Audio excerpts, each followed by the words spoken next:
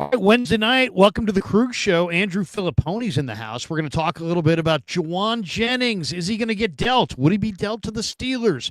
Also, the Niners just signed their second-round pick, Alfred Collins. We'll discuss that as well. Let's go. It's the Krug Show, Wednesday night style. Jump aboard.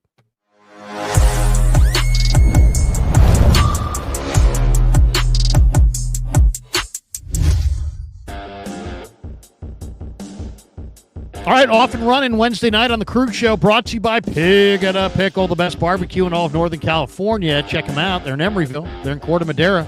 They're open 7 days a week from 11 a.m. till 8 p.m. or until they run out. Pig and a Pickle. Go say hi to Damon and Mary. Get some brisket. Get some brisket chili. Tell them Krug sent you. We're also brought to you by Sharp Corners Sports Cards and Collectibles. They're at 205 Cypress Avenue down in Pacific Grove, California on the Monterey Peninsula. Check him out. Anthony Catania's at 831-521-5264. He's the owner. He's also a great follow on the gram. Sharp Corners 831 on the gram, as the kids like to say. If you're watching us live on YouTube, do us a favor. Smash the like button. Hit subscribe. Make sure you hit that notification bell so you don't miss any of the action. And remember, once the live stream wraps, you can catch the full replay anywhere you get your podcast, Spotify, Apple Podcasts, wherever your favorite platform is. Just search The Krug Show, and you'll find us. But we got a lot to get to, so let's get to it. The story is, and the reason that we're having Andrew Fillipponi on, is that there's a lot of trade talk around Jauan Jennings. But as we got ready for this tonight, the news broke, Adam Schefter reporting that Alfred Collins signs with the 49ers, the second-round pick. And, Andrew, I wanted to get your thoughts on this because this is the reason we have so many unsigned second-round picks is that Jaden Higgins, the Texans gave Jaden Higgins a fully guaranteed deal. And then the Browns did the same for Carson Schlesinger, kind of establishing a trend and a precedent that the rest of the teams didn't want to follow. This deal for Collins is 88% guaranteed. So only 12% of it's not guaranteed, which is quite a bit more guaranteed than what the 43rd or whatever pick it was got a year ago. So what do you make of that little wrinkle? The Texans and Browns kind of set a new standard, and now it sounds like maybe the Collins signing frees up the logjam. I know the Steelers traded their second-round pick, so they're not necessarily caught up in this mix. But what do you think of this? You've been covering the NFL from afar for a number of years. What do you think of this one? Well, that's actually the real reason why they traded a second-round pick for DK Metcalf, Larry, is because they didn't want to go through this nonsense with second-round pick negotiations. And Omar Khan had the clairvoyance or forethought to do that. But obviously, I'm kidding there. Look, I'm used to the Browns doing very dumb things when it comes to guaranteed money. And they did with Deshaun Watson. And maybe they did it again with Myles Garrett in terms of overpaying him and giving him so much more than Nick Bosa in order to stand down and take back his trade request and get him back on board there. It's the Texans part of it that I really don't know about. I mean, it's not like in baseball where you have to, with the slotting and things, like cajole guys in the second or third round, like, hey, kid, instead of going to college, we're going to give you this much bonus money. It's almost like an extra, we're going to give you like first round pick money in order to come sign with us. I don't know why Houston decided to set this precedent and get this ball rolling. So I haven't done as much research on it because, like you said, we didn't have a second round pick here in Pittsburgh. But without knowing everything that went on here with the 49ers end of things, I'll be curious to see if this guy, if Collins decided to basically say, screw it, I want to be to camp on time, not take the guaranteed money. And we'll see where it stops. I mean, does pick 35 say I'm still worth guaranteed money? Does it fall all the way down to pick 40? I mean, it is kind of a juicy subplot here to a slow period in the sports calendar, what happens with these guys. No question. And, and then, the real reason we wanted to have you on was that there's been an awful lot of speculation about, will the Niners ultimately trade Jauan Jennings? And it's funny, last night I typed Jauan Jennings into X and it came up Jauan Jennings Steelers. And that just kind of opened my eyes. I'm like, whoa, that's crazy. That means there's an awful lot of people searching Jauan Jennings Steelers. So we talked to you quite a bit, over the years as far as the Steelers have been looking for, they were looking for maybe Ayuk, and there was talk about Debo. Now Debo's a Commander. Ayuk re-signed with the Niners ultimately, and then immediately got hurt. And now Jauan Jennings wants either to be dealt or he wants an extension. And I'm not sure if the Niners are of the mindset to give him one, to be completely honest. And then I'm looking at the Steelers' depth chart. I mean, there's DK Metcalf, but then Robert Woods is 33. Calvin Austin's kind of a smaller guy. I kind of liked Skoranek, but with the Rams, but he's a blocker, but he's not much of a receiver. Scotty Miller is, whatever he is. Roman Wilson was a third round pick last year. The guy that I kind of like with the Steelers, we'll see what he looks like this summer, but I'm a big Rock Taylor fan from Memphis. I think he's pretty good. Seth Hennigan was throwing him the ball there for a while. What do you think? Is Jauan Jennings really on the Steelers' radar? Do you believe that Omar Khan, who just got a brand new contract extension in his own right from the franchise, do you think he put in a call to John Lynch on Jauan Jennings, or do we know if he has? Well, I don't know that he has. I'll take the blame, or I'll take credit, however you want to put it, for the fact that, you're going to social media platforms and you're seeing Jennings' name with the Steelers just because of something I had heard about him for a very long time regarding the way the Steelers felt about him as a player. This is going back to when the 49ers opened the season here against the Steelers a couple years ago, when it was Brock Purdy versus Kenny Pickett, the year the Niners went to the Super Bowl and lost.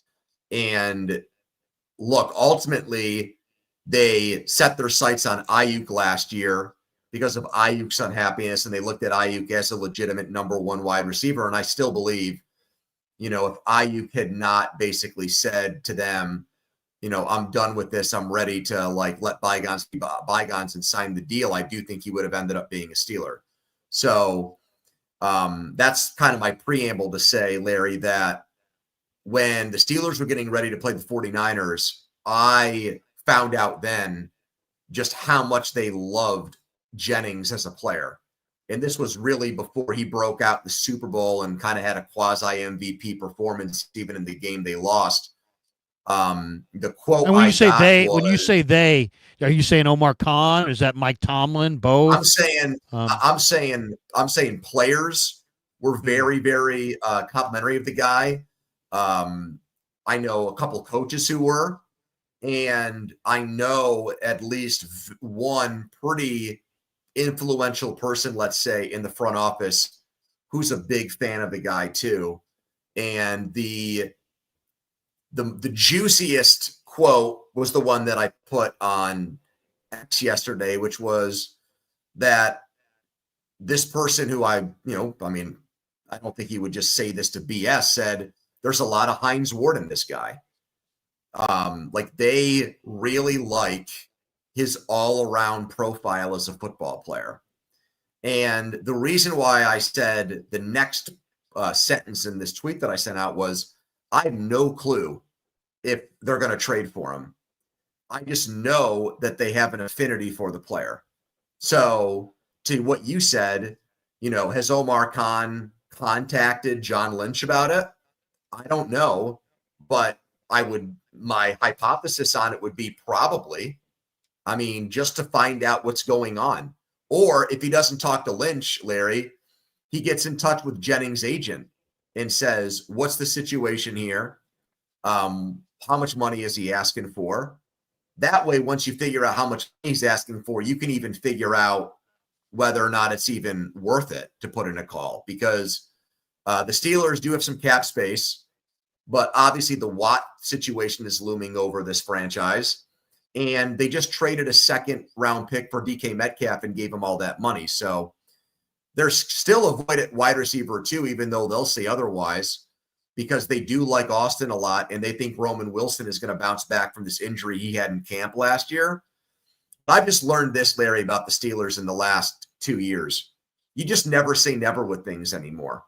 They used to be a very conservative, set in their ways franchise where they drafted guys, they gave those guys second contracts, and they just supplemented their roster in free agency and made the occasional trade.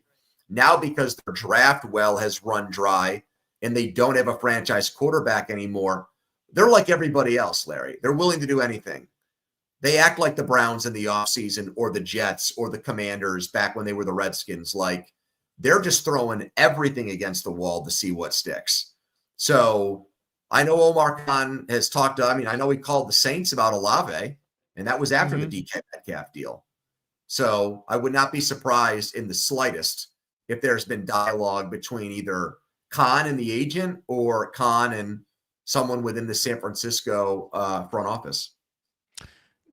What was your thoughts on the Jonnu Smith, Ramsey, Minka deal? Because I was surprised that they moved off of Minka. I thought Minka probably had more value than Ramsey. I was a little bit surprised by that. I mean, was it just, hey, we signed Juan Thornhill?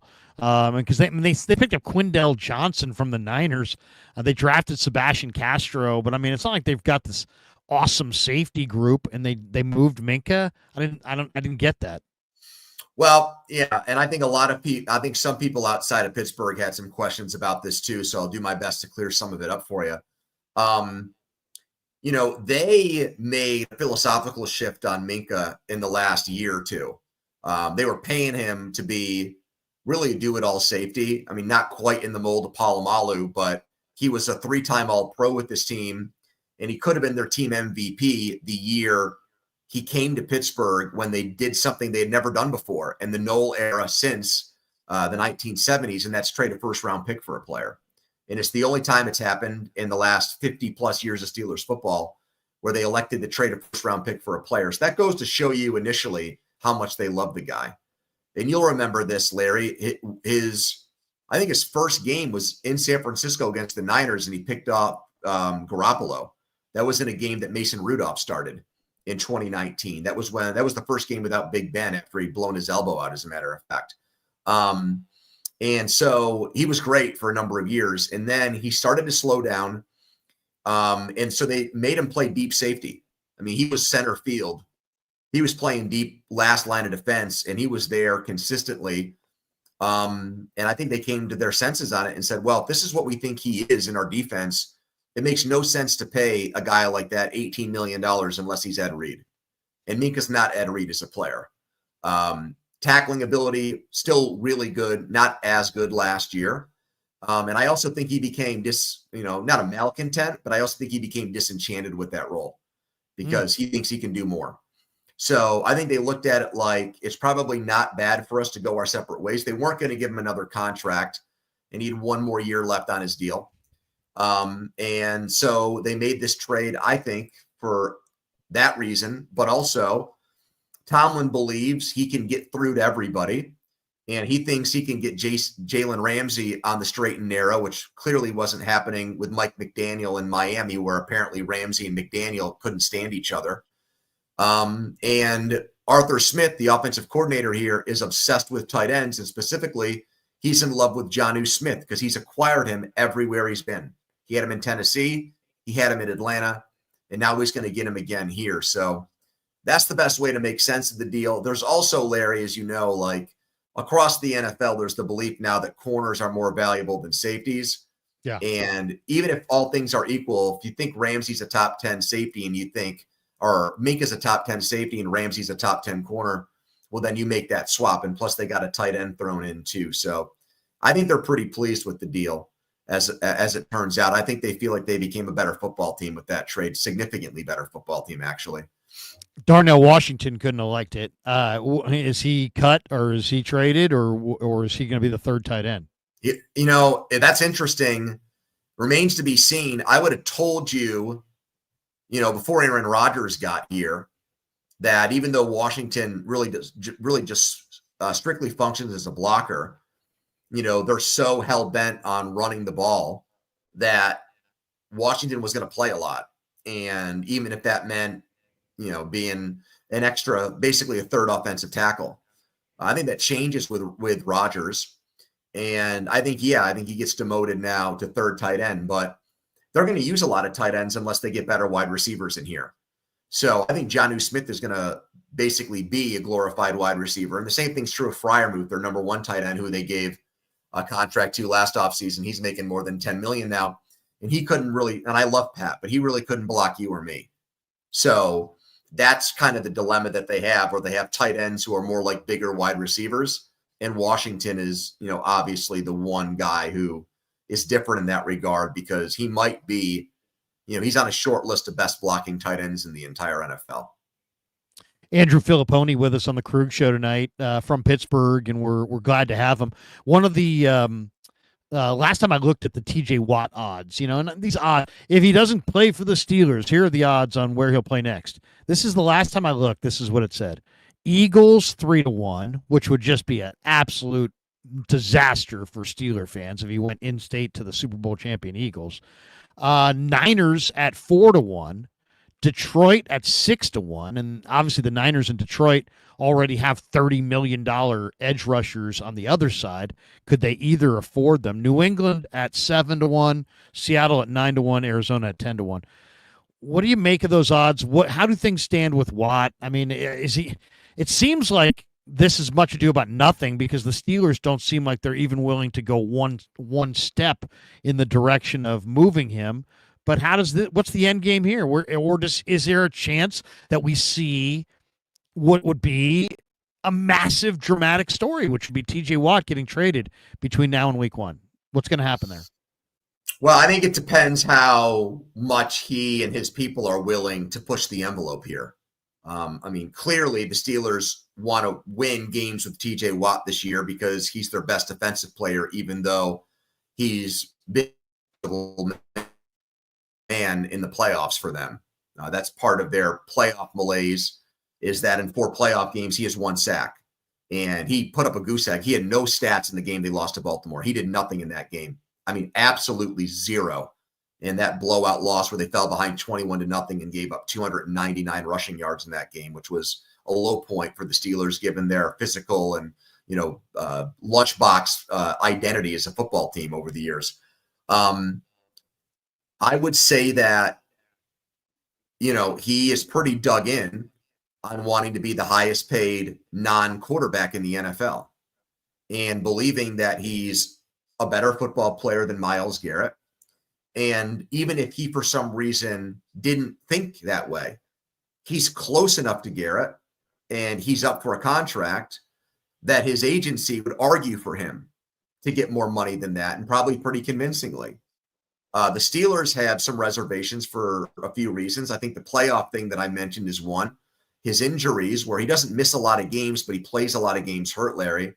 And the guaranteed money is another big one, where because he's 30 years old, they're hesitant to guarantee 3-4 years of a contract. And they never used to do that. But the NFL's changed. They used to only do it for quarterbacks, but now they've had to adjust and keep up with the Joneses. They gave him $80 million guaranteed on his last contract. He was the first one to get it as far as non-quarterbacks go for this team. So I think as it relates to you and your audience, I think it's still worth monitoring, because all it would take from him is to say, yeah, I don't like where this is going. And for somebody to, for him to request a trade like Garrett did. And then at that point, the Steelers would either have to break down and give him the contract, or they'd have to seriously mull over trade offers. Now, as it relates to you guys, I'm going to give you a little bit of news here. I talked to somebody today who said to me, and you can tell me who you think this team is, but said to me, there was an NFC West team that called the Steelers recently and just kind of wanted to gauge where things were at with Watt, and wanted to basically kind of bounce some trade thoughts off of them. And they were pretty much told, yeah, thanks for calling or texting, or however the communication went, but we're not there yet. We're not ready to have those types of conversations. So, those are it could be anybody. It could be anybody, but my guess would be Arizona, just because they had. What? That was mine too. That was mine as well. And I was wondering if you were going to say, you obviously got San Francisco pegged. I don't think the Rams would, because of Verse and just kind of the way, they've done the F that picks thing, but they have Byron Young on the other side, who's had a really good mini camp. Yeah, so I think so well there. Not the Rams. I think Seattle might have excess edge rushers. I've heard they may trade Boye Mafe. So, and they've got other Wow. young guys. So I don't know. I think it's Arizona because I think Gannon. Look at what Gannon did on the defensive side in this offseason. They drafted Walter Nolan. They signed all kinds of guys on the defensive side. They brought in the guy from Philly, the defensive end. They sweat. They really, he's a defensive guy. He badly wants to get that defense dialed up. I think Gannon, I think it's Arizona. And, can San Francisco really afford to have Watt and Bosa? I don't think so. He's awfully good. He's awfully good. I'll say this. I've been trying to get the Niners excited about the idea of Shamar Stewart or Trey Hendrickson, but who do you think would call? Who costs more between Trey Hendrickson and Watt? Because Watt's in some ways more accomplished, and I would think he would cost more, but Hendrickson's younger, probably healthier, probably has more left, right? Wouldn't Hendrickson? Who do you think's got more of a future between Hendrickson and TJ Watt? So I think Watt is still a great player, even though I said I'm going to ding him for when you're getting paid $30 million a year, I need you to show up for the biggest games, and he hasn't done that lately. I still think he is an elite player that has a lot left. I just look at Steelers history. James Harrison, his career really didn't start till he was 30. Greg Lloyd was a great pass rusher at 30, was an all-pro. Kevin Green. Kevin Green didn't get to the Steelers until he was 30. Right. Joey Porter went to Miami at 30 and had 16 and a half sacks. So my experience with edge rushers is that these guys can age better than guys that play maybe defensive tackle or, a position like where they're in the inside of the defensive line. People like to compare TJ to his brother. I think their body types are different, and JJ's injury history was much worse. And I basically reject that brother thing completely. Peyton Manning had all kinds of neck injuries, and Eli Manning never missed a game. So I think he's still, Larry, I think he's one of the 5 or 10 best or biggest game-wrecking defensive players in the entire NFL. My counter argument, though, as a Steelers fan has been, I honestly don't think this team is that close to competing for Super Bowls, and I would rather flip him for picks and or younger players and build my team around the next young quarterback that we take. If he were 26 or 27 years old, I would say give him the contract, but I don't want to do that for a 30-year-old given where this team is at right now. So I would be more open to trading him than they are. But I think they're only going to do it if Watt forces them to do it. He's a strip sack monster. To me, the sack total is impressive. Led the league in forced fumbles last year. He had 6. Yeah, that's what I'm saying. The forced fumbles is what makes him really special. Really special. Because, come on. The strip sack is the greatest defensive play in the game outside of like a pick 6. And this guy's basically perfected the art of not just sacking the quarterback, but taking that football away, and possession is everything. Bleacher Report, back to the Jennings thing for just a second. Bleacher Report had 4 trades today for Jauan Jennings, and one of them was Jennings to the Steelers for their 2026 third-round pick in Calvin Austin. I'll say this. I just don't believe that any of these teams really would offer a day 2 pick for Jauan Jennings. I don't think so. I know he shows up big in big moments. He's kind of clutch, but he had 2 touchdowns in the 2 previous years. He had 975 receiving yards this year. His previous high was 415 or something like that. He had never had a 500-yard season until this year. So I find it hard to believe that anybody is going to trade a third-round draft choice and then something else. What do you think of that trade? Well, I know I said that that Jennings has huge admirers inside the Steelers, but I don't think that's a universal opinion in terms of, how valuable he is, like what you'd give up and what you pay him. And I'm going to say this too. I think if you polled the coaches that matter, the offensive coordinator, the wide receivers coach, Tomlin, Omar Khan, Andy Weidel, who's their personnel director, a couple other guys who are, high-ranking pro scouts. So let's say we put together like a list of like 12 people whose voices mattered inside the Steelers. I think maybe it would be like 7-5. Jennings is better than Austin. I think you'd have several people around the team that would say Austin might be a better wide receiver. Now, their games are completely different. So they're so different. One guy is small enough to sleep in a pillowcase. I mean, right. Austin is a very, very small guy. He does comparing an SUV to a Miata or something, Right. But they do like him. I know that. They were encouraged, by the way, after George Pickens, they really felt, actually, I'll say this, including George Pickens, they felt like he was the only wide receiver last year who met or exceeded expectations on their roster. And they think with somebody like Aaron Rodgers, that Rodgers can get more out of him. And then as far as the draft pick goes, like, you got to remember this, Larry, for everybody out there. The draft is here next year, and this team needs a quarterback. So a third-round pick, if they have to trade up, is not going to get them necessarily the quarterback that they need. But if they trade, a future first or a few seconds, like, they're going to need those extra picks to fill out their draft. So I think they're now that they made the Metcalf trade, I think they're very, very loath to trade picks, specifically in this 2026 draft coming up. Maybe 2 years from now, maybe a 2027 third. But, even that, I think, is a reach right now for where this team is trying to position itself for the future. Was the Rodgers offseason move, was it, how hotly contested was that on sports radio there? Just because, you had two quarterbacks. You said goodbye to Russell Wilson and you said goodbye to Justin Fields.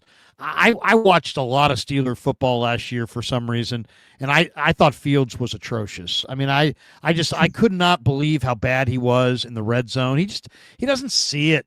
He doesn't throw with any anticipation. You got to have these gigantic windows. They almost don't exist in the red zone. So even though they were 4-2, I totally endorse the move to Russell. But now it's like they won double digits, and now they're going to break the whole thing up for Rodgers, and he skips the offseason program. And I don't know, man. He's something about Rodgers. I loved him coming out of Cal, but there's something really weird about Rodgers. What's the vibe in Pittsburgh? He didn't seem like a Pittsburgh guy either, by the way. And his weekend in Tahoe didn't do him any favors either. It's like, bro, can you be a civilized superstar around children? Please. He just seems like he's just tone deaf. But what do you think of them going all in on Rodgers? And is there any pressure on Tomlin? The GM signed. Tomlin hasn't won a playoff game in like a decade. Is he just given carte blanche because he's never had a losing season? Because is he just here forever, or is he under the gun? No, he's not. He is adored by the owner. The owner feels like he walks on water, and that he really is a savant coach and a great ambassador and face of the organization. So he's not going anywhere. I initially thought when this whole dalliance with Aaron Rodgers started, that if Mike Tomlin got his way, and make no mistake, this is his move. He wanted Aaron Rodgers more than anybody else in the organization. I felt like if he pushed for it and got it, if it backfired, if it blew up in his face, he would have to wear it. And I've been told by several people that I trust that's just not true. He could really have a bad year. And I think at that point, Larry, even though they'll never admit it now, they will not say it now, they would be like, well, this isn't the worst thing in the world. Now we're in better position to draft our quarterback, hit the road, Mike, go to all the pro days, go to the Senior Bowl, interview these guys, and let's find you your next quarterback. They have selective memories when it comes to, things he's done well and things he's failed at lately. He has not done a good job at developing quarterbacks. It's so funny to me. I turn on ESPN and they say things like, wow, Mike Tomlin has won all these games and he's had to play Kenny Pickett and Mason Rudolph and Mitch Trubisky. Well, who the hell do these people think brought those guys here? Right. He did. Those are his decisions. Omar Khan, Omar is really, he was a capologist. He's someone that gets the contractual side, the business side of football. He's great with agents. He's great with being able to follow follow instructions. If Mike says, I want to trade George Pickens, he can go canvass the league and figure out where he can send him and what he can get for him. It's Mike's franchise. And that's my issue as a Steelers fan is there's a lot of what undid Bill Belichick in New England going on here, where there's just a consolidation of power and it's too hard, I think, to do it all, to wear every hat. And Mike wants to wear every single hat. And I think it's really been his downfall as a coach. The other thing, Larry, that just drives me nuts about him is how is it possible that since he took over in 2007, he has not had one assistant coach get an NFL head coaching job? Not one. Arthur Smith is the OC and he was the head coach of the Falcons, but I know what you're saying. And Terrell Austin has definitely interviewed for a bunch of jobs through the years. He's not groomed. I mean, this is a guy that became an NFL head coach at 34. You would think it would be baked in. His DNA would be, let me find the great up and coming coaches. He has not done that whatsoever. His offensive coordinators before Arthur Smith were Randy Fichtner and Matt Canada. They'll never work again in the NFL. That's right. How bad they were. It's amazing. And yet, and he hasn't won a playoff game since 2016. And it's 2025. And to follow up with what you said about Aaron Rodgers, the narrative is that they went all in because they're going with a 41-year-old quarterback. But to me, all in is what the Rams did. The Rams traded picks for Von Miller. They made the Odell Beckham Jr. move. They traded Jared Goff and first-round picks for Matthew Stafford. They basically had everything, all the eggs were in the basket for that season. This team has not done that. They have all their picks. If this doesn't work, like I said, they'll just go into next year's draft and take someone. If it does work to some degree, then they'll have to get aggressive and move up to get someone anyways, because this is a one-year thing with Aaron Rodgers. Now, me personally, I don't think it's going to work. I think Aaron's best football is so far behind him. I'm with you. He's saying the right things right now. He had receivers out to Malibu to practice with him. But I just don't think football consumes him the way that it did Brady. There's only one guy in the history of the NFL that's been a successful quarterback at 41 years old. And I don't think Aaron Rodgers is going to become the second because I don't think it means the same to him that it did to Tom Brady. So I think this will probably fail. And I'll also follow up with what you said about how he just doesn't seem like a Steeler to you. You're right. He doesn't seem like a Pittsburgh guy. A very, very, very I'm going to put it this way, a very, very prominent head coach in the NFL said, not directly to me, but to someone who then related to me, that same exact point that you just made. And this is someone who the Steelers play all the time. And this head coach said, yeah, I look at Aaron Rodgers and he's not a Pittsburgh Steeler. So that thought exists inside the NFL too. My prediction is the Steelers start fast and people are talking major, crazy talk about the Steelers winning a championship with Rodgers. I think they start fast, and I've seen that schedule in the second half of the year, and I think that schedule is going to swallow them up in the second half of the year. And I'll make a prediction. There'll be a lot of talk from Halloween on about the Penn State quarterback. Aller? Yeah. Oh, there already is now. Yeah, I was going to say there probably already is. Yeah, because he's a big, strong arm kid, and as you said, the answer. I mean, this is the thing with the Steelers. Are they going to go another year where they look up at the end of the year and they have no playoff win and no quarterback of the future? I mean, it Yes. seems it's crazy. I mean, how many years can you not win a playoff game and not have your quarterback of the future before your fans rise up and are like, Right. enough? And, they're banking right now on the fact that this 2026 quarterback class is supposed to be incredibly deep. We'll see after a full season of college football and all the draft process things like the combine and the Senior Bowl and everything else, if that ends up being true. My fear is, let's say they don't even have, let's say they don't go 10-7 and lose in the first round. Let's say they go like 8-9. That's still not a great position to be in to draft your quarterback, because Right. the teams that are going to be ahead of you, who you want to trade with, want to keep those picks so they can draft their quarterback. New Orleans wouldn't make a trade with Pittsburgh.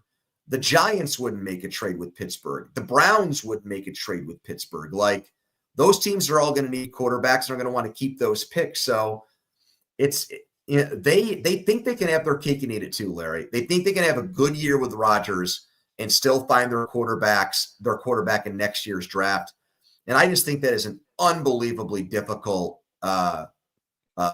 needle to thread here for them, frankly. They had the 22nd pick in the first round, and they went Derek Harmon. Was there any where did Dart wind up going? What number did he go? Dart, I think, went 25 to the Giants, was it? So he was on the board. Was there any speculation there that they would go with Dart instead of the D tackle or the D end? Well, there was honestly more Shedeur Sanders talk around the draft, because Tomlin broke his own rule. His rule being he doesn't specifically comment on players at the pre-draft press conference. He talks about position groups and the strength and weaknesses of the class, but he doesn't give scouting reports on guys. And he did that with Sanders, and it fueled speculation that he wanted him and this would be a good place for him. But as we found out, that was the smoke screen. I've heard a lot of different things on the quarterbacks from this past draft class and the Steelers' interest. I do know that there were people on their scouting staff who loved Milroe, who thought that Milroe was the guy, even though he needed developing, that had rare gifts that made him, that set him apart from this weak quarterback class. I hear you. I mean, he's big, strong, fast. Football is important to him. I mean, he looked horrible at the Senior Bowl, so he's clearly not ready to play right now. But as far as developmental, my prediction is that Darnold is not going to be nearly as good in Seattle as he was in Minnesota with no Jefferson and no Addison. And I just kind of think by the end of the year, Seattle's going to blow up, and they're going to be talking about Milroe as the future. Yeah, and then as far as Dart goes, I think they liked his, one of these stupid buzzwords. I think they liked his moxie. I think they liked his competitiveness. I think there was probably, no one actually said this to me, but, I wouldn't be surprised if there were some people there that, like, when they put the tape on, were like, I see a little bit of Baker Mayfield in this guy.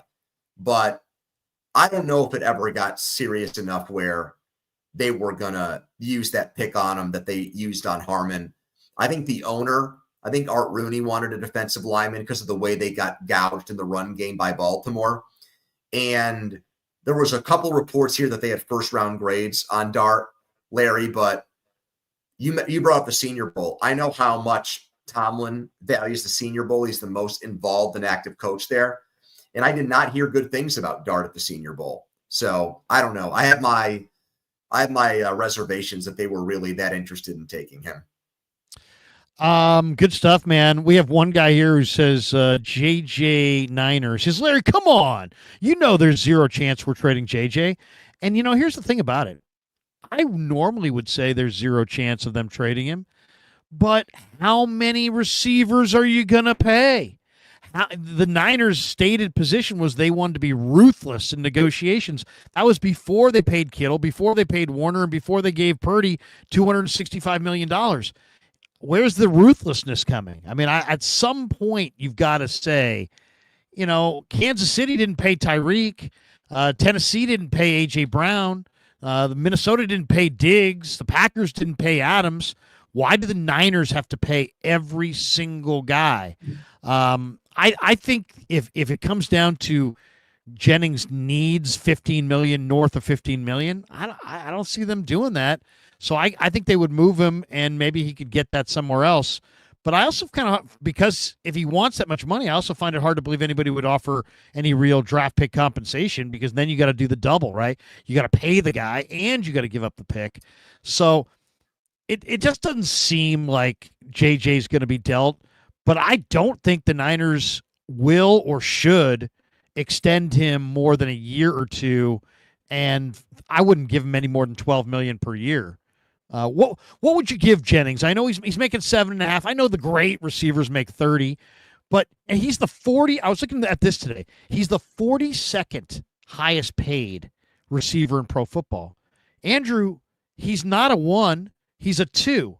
So, and I don't think he's the best second receiver in football. He's probably like the 8th or 9th best. So he's probably 38th or 40th or 45th. I mean, if you said, where does he rank? He probably ranks right about where he's getting paid. So I don't know. I either see him, I think other teams value him probably the way the Niners do. They like him, they see how tough he is, but they want him at that 7.5. And if he's going to get 15, his value goes out the door. I mean, that's how I see it. Well, I think in free agency he could get that much. Next year. Yeah, the guy who is my North Star on this, who played for the Steelers, was Deontay Johnson, who the Steelers gave a second contract to. Was not a very good move, and they paid him $18 million a year, and that was kind of, at that point, that was going rate for what you would have considered a high-end number 2 wide receiver. That was, right after, that was around the time Christian Kirk got that money from Jacksonville. So I think that kind of like set the bar for the guys who were like, yeah, I get it. I'm not Jamar Chase. I'm not Jefferson. I'm not somebody that is an alpha wide receiver. I'm a Robin more than I'm a Batman, but Robin can still get paid. And so, I think my value on Jennings would be probably between 15, low end 15, high end $20 million. But you're right. I mean, who wants to give up anything for him? And I also think that, is there a way for the 49ers? I don't know what their feeling is on this, but why wouldn't you just give the guy a little bump for this year and say, we'll revisit it in the offseason? Like, this isn't really what you want, but it beats the bat. You signed the contract. No one made you do it. You outperformed it. Good for you. That's great. We'll give you a raise for this season of a couple $1 million and then go from there. That's what I would try to do. Who knows if he's receptive to it, but I think that might be the best way to kind of get everybody on the same page going into training camp. What's Omar Khan's style? Is he going to stalk Lynch on this thing and I don't think maybe, so. Or do you think he'll wait around, observe this thing, and try to make some offer at some point? Or do you think the Steelers? Because I'll say this, I think this guy is way more of a Steeler than Ayuk or Debo ever would have been. Yeah, because this is the guy. That's the Rust Belt. That's the heartland.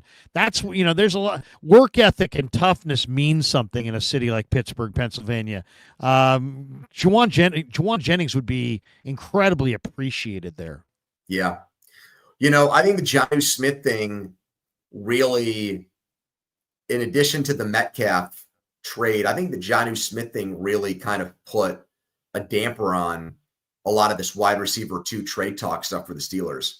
Interesting. Like the McLaurin thing seems like it's a complete pipe dream. I've had, people either text me or tweet me or call into the show, text in and like incessantly ask about that. I see absolutely, well, I can't say never, I can't say no way because of what the Steelers have done, but that just seems like it's really like a non-starter situation right now because of what you said about Jennings, what you'd have to give up and what you'd have to pay, and it would be double or double and a half what Jennings gets paid. The Steelers right now with Khan, I think, are one of these organizations that they're always active in looking and searching, but now it gets to a point where it's like, we'd only do this if it was like completely on our terms. Like if we lowballed the 49ers in a trade and they said yes, if Jennings wants way less money than we think he's worth. And, in those situations, they would do it. But I don't think they're desperate anymore. I think the outside world, and I would include myself in this, I think I would still look and say, man, like you really don't have another outside receiver. And that's a problem in today's NFL. But I feel like they think, and they're not just BSing themselves, I think they really think that they can make it work with the guys they have now, that they brought Jonnu Smith in here. They really like him. They think he's one of the best run after catch guys in the entire NFL.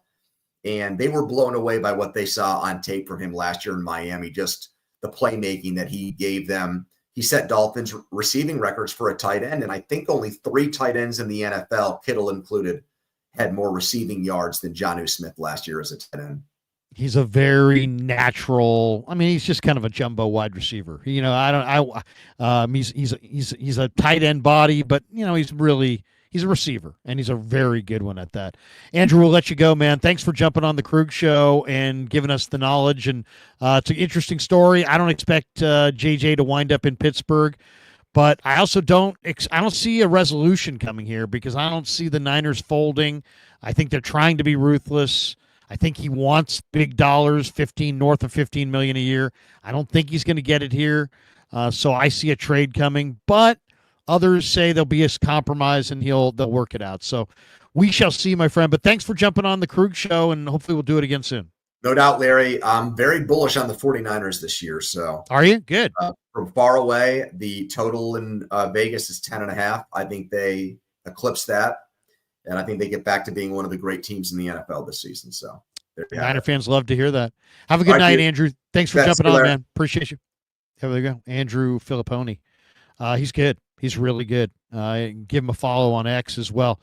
That's going to do it for us. Thanks to Pig and a Pickle. Check out Pig and a Pickle, the title sponsor of the Krug Show. They're in Emeryville. They're in Corte Madera. They're open 7 days a week from 11 a.m. till 8 p.m. or until they run out. So go get some brisket chili. Tell them the Krug sent you. We're also brought to you by Sharp Corners Sports Cards and Collectibles, 205 Cypress Avenue in Pacific Grove, California, on the Monterey Peninsula. My good friend Anthony Catania is at 831-521-5264, and he's a great follow on the gram at Sharp Corners 831. On Instagram, and also thanks to Claw-Daddy Arcades. Great follow at Claw_Daddy_Arcades to find a location near you. And when you stop by, tell him Krug sent you.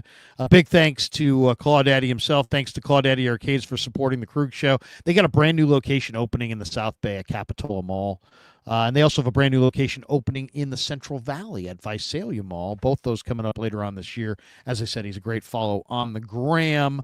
And thanks to all of our sponsors. There's links in the description below for all of the sponsors to the show. And thanks to all of them. Thanks to all of you guys, by the way, as well. Really appreciate the chat. A lot of good comments here. I get the sense that a lot of Niner fans kind of see this. They don't think, this is Brian. Here's a good one. Brian Canning. I love me some JJ, but he isn't worth 15 to 20 million a year. I mean, it's as simple as that. It's like I've made that point, and I've made that point really clearly, both on the radio and on YouTube in the last 48 hours. And there's a lot of Niner fans who are getting kind of pissed off at me, and they're like, "Man, the Krug, JJ's not going to be dealt." Well, guess what? So what are you going to tell him? Go screw himself? You got a contract for $7.5 million.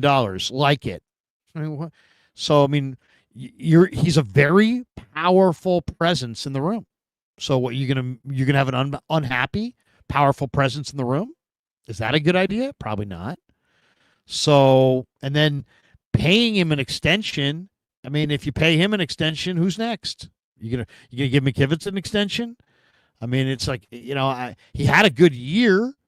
But once again, he's the 39th highest paid wide receiver in pro football, or 42nd or whatever. And that's probably where he sits. He's probably the 40th best wide receiver in the game, and he's getting paid kind of like it. So he had a really good year. I'd love to see them funnel him a few more dollars. I'll say this. Not every guy in the room matters as far as the feel, the vibe, the attitude of the team. Not everybody matters.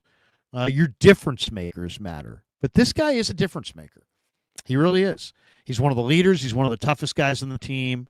He's one of the most respected guys on the team. But he did have a really good, OTAs. But I'm looking at a guy who ran in the 4.7s, who's probably not going to be any faster than he is now. He's probably played his best football. I can give him a bump, but I can't give him 15. And if the reports are out there that are if they're true, and that he has to have, 38 million over 2 years, and you're paying him 19 million a year, I mean, no, I'm not paying you 19 million a year. And if Lynch is being candid when he's like, hey, we may have taken some lumps this year, all the more reason to not pay a receiver who's a free agent at the end of the year. If you really think you're going to take your lumps this year, you're going to give Jauan Jennings some big money extension, and then watch him walk away at the end of the year potentially as a free agent. That doesn't seem like it makes sense. So I don't like the idea of trading him. I don't believe there's a substantial trade market out there for him. I was really surprised when I saw the Bleacher Report trades. They all included like second, third, and fourth round picks. I just don't think they're going to get that, and players as well. But maybe I'm wrong. Maybe there is a much more of a market for him than we think. I'd be open minded because I like Cowing and I like Watkins. And I like Garendo, and I'm okay with using CMC more as a receiver. And I like some of their young receivers, and I think Demarcus Robinson is going to be pretty good. So I'm just not of the belief that, like the season hinges on whether or not the Niners have Jauan Jennings. I mean, if they don't have him, they're going to need somebody else.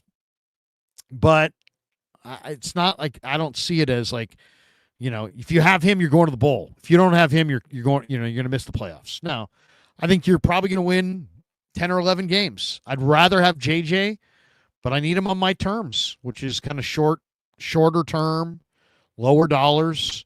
If he needs it to be on his terms, then I'd probably have to move on and go in a different direction. The thing about it too is I think you probably could get a very acceptable deal. You could probably get a replacement receiver in a mid-round pick for him. And to me, that would be a very suitable return in a trade. So I don't think they're going to get anything monster for him. But it seems, if you look at the Bleacher Report trades, that at least Bleacher Report's belief is that he has greater value than maybe I believe. And so if I'm wrong on his value, then maybe there is somebody out there that's willing to give you a day 2 pick. And if somebody's coming, correct with a third-round pick, I think I'm making that deal. I really do, especially, if I can get anything else in that package, because a third-round pick's pretty good pick, pretty good pick. Debo, who was the starter and who's a much more accomplished player, fetched a 5th. And Jauan, who's his backup, who doesn't have a 500-yard season until this year, is going to fetch a 3rd and a player. So I'm a little skeptical whether or not, some of the price tags on some of these, these trades for Jauan. But I can't go north of 15 million, and I wouldn't, and I don't think the Niners should or would. And then the question is, can you funnel them to a different team? Can you get a return that's somehow palatable? We'll see. We'll see. It definitely has made training camp all the more juicy, all the more interesting. All right, that is going to do it for us. Thanks to all of you for supporting the Krug Show. Thanks to our sponsors for supporting the Krug Show. Thanks to all of you guys. Have a great night. I'm back tomorrow at 2:00 with Adam Copeland on KMBR. And Croc's going to join us. The great Eric Crocker is going to be in the house from Locked On 49ers tomorrow at 2:50. So I'm looking forward to that. Also, what else? Oh, I sat down today for an interview with Mason Pline. Niners, I'd call him a rookie, but he's really a second-year guy. He didn't really play much last year, but technically he's a second-year guy. Tight end out of Furman, and he looks really good in the offseason. They gave him a full redshirt year. He's a converted basketball player from Ferris State. Anyway, had a nice little 30, 40-minute conversation with Klein. We talked about tight end U, and he bought a home, he's living out in Nashville. He's been training with Kittle. He's been hanging out with Purdy. I talked to him about going to tight end U. He met Taylor Swift. So we'll put that out. Kev will put that out in the morning on the Krug Show on YouTube. If everybody could hit like and subscribe, that would be awesome. If you hit like, more people find the streams inside the algorithm. And if you hit subscribe and click that notification bell, every single time we go live, you'll get that notification that we're going live, and you don't have to miss a minute of the action. And we should tell you, we are creeping very close to 60,000 subs. And we're talking to our sponsor, Clawdaddy Arcades, about possibly having a giveaway for the 60,000th sub to the Krug Show. We're at 59,829. So, what, 100 and change away. So yeah, there you go. It'd be great to get there before camp starts on the 22nd, which would give us 6 days. Can we get 100 and something subs in 6 days and get to 60,000? We probably can. So anyway, if you've yet to hit sub, please sub, hit like and subscribe. We cover the Niners, we cover the Giants, we cover the Warriors. It's mostly Niners, but we talk a lot of Giants and Warriors too when they do topical things. So appreciate every single one of you. Have a great day. Hope you enjoyed me earlier today on the radio with Greg Silver, and I'm on tomorrow on KMBR with Adam Copeland at 2:00. So catch me at 2 with Eric Crocker, Adam Copeland. We'll talk a lot of Niners tomorrow, and hope you had a great night. Hope you enjoyed the stream.